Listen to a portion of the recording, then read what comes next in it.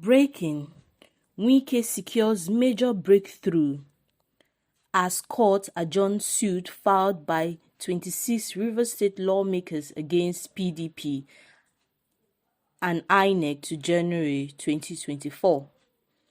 Justice Donatus Okorowo of the Federal High Court in Abuja has extended the interim order stopping the Independent National Electoral Commission (INEC) and the People's Democratic Party (PDP) from taking any action against the 26 members of the Rivers House of Assembly who defected to the All Progressive Congress.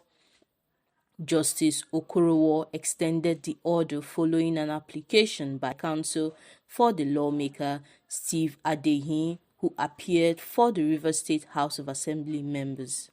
He held that based on Order 26, Rule 10 of the Federal High Court, the court had the discretionary power to grant the plea in the interest of justice.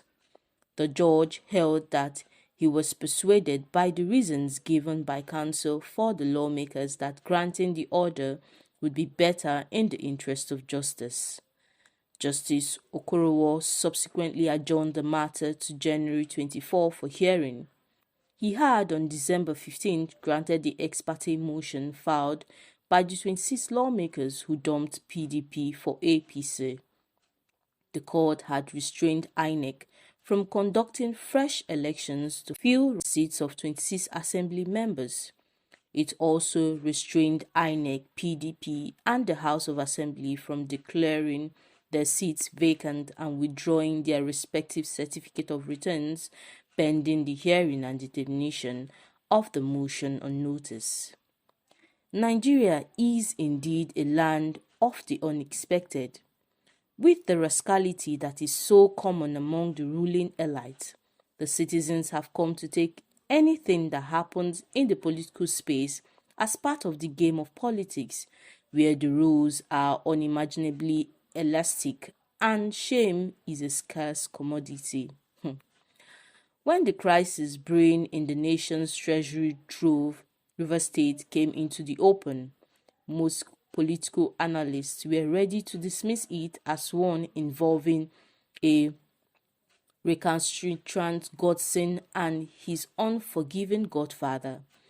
It led to a sharp division in the House of Assembly, with two speakers emerging and attempts made to impeach the governor in the person of Similaye Fubara.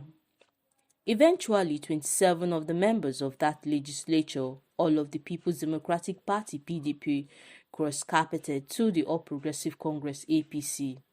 Before then, President Bola Ahmed Tinubu attempted to mediate in the unfortunate development that was and is still considered too early in the new dispensation.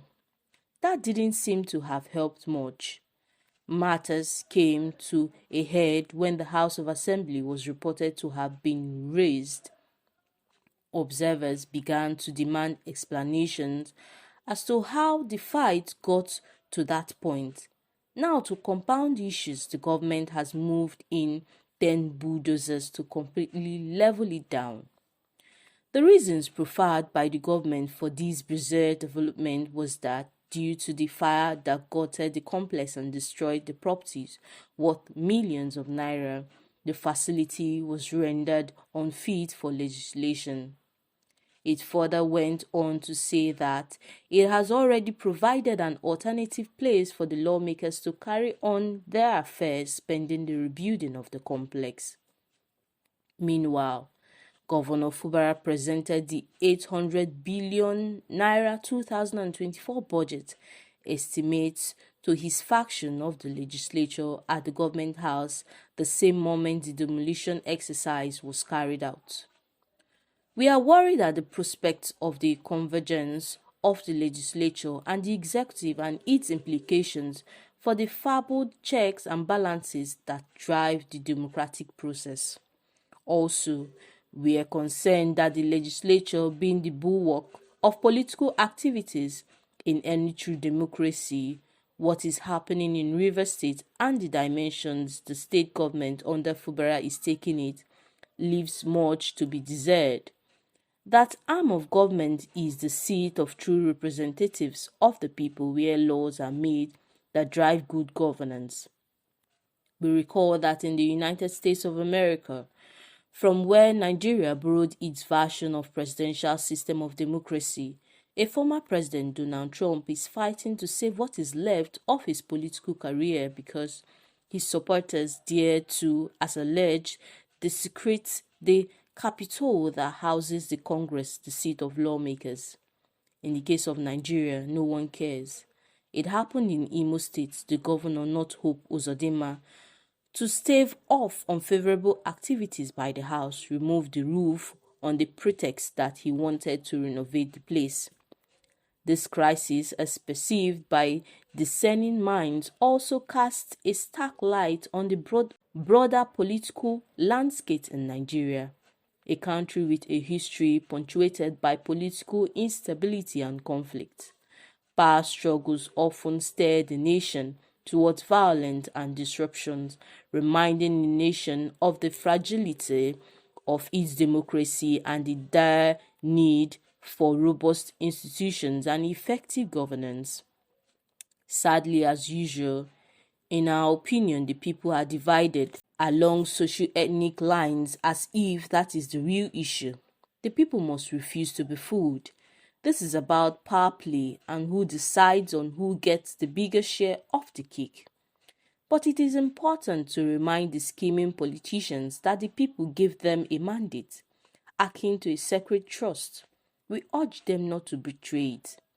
It is from that perspective that we are constrained to imagine the situation in that state with regards to the welfare of the people who may have started feeling that they wasted their time and energy bothering to participate in the election itself that produced these characters who have marginal interest, if at all, in their well-being. Soon the news will be out.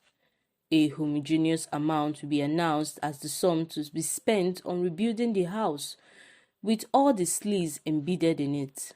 This is the people's money that would have been channeled to better use directed at improving the lot of the downtrodden. It is pertinent to remind the governor that all eyes are on him to deliver on his electoral promises.